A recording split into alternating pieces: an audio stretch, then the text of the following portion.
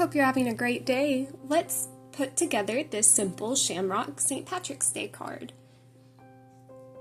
The first thing we're going to do is glue our shamrock, the Celtic shamrock, to the card.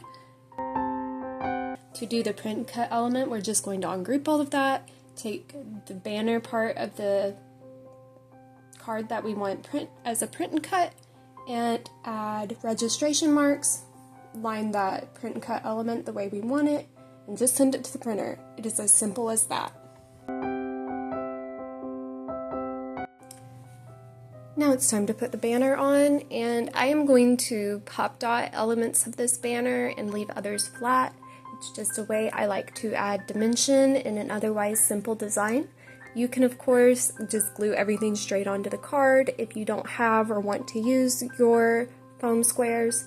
It's just something I like to do for mine to add that dimension.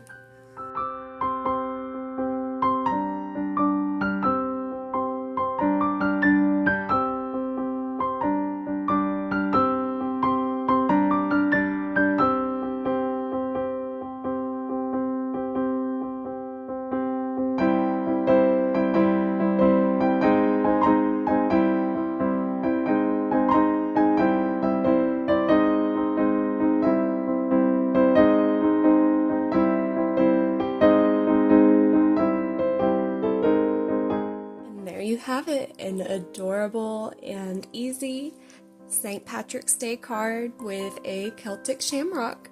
I hope you enjoyed crafting with me today, and I hope to see you again soon. You can follow me on all social media at by Catherine Spencer, and that includes the Silhouette Design Store, Facebook, Instagram, and of course YouTube. Hope to see you again soon. Bye!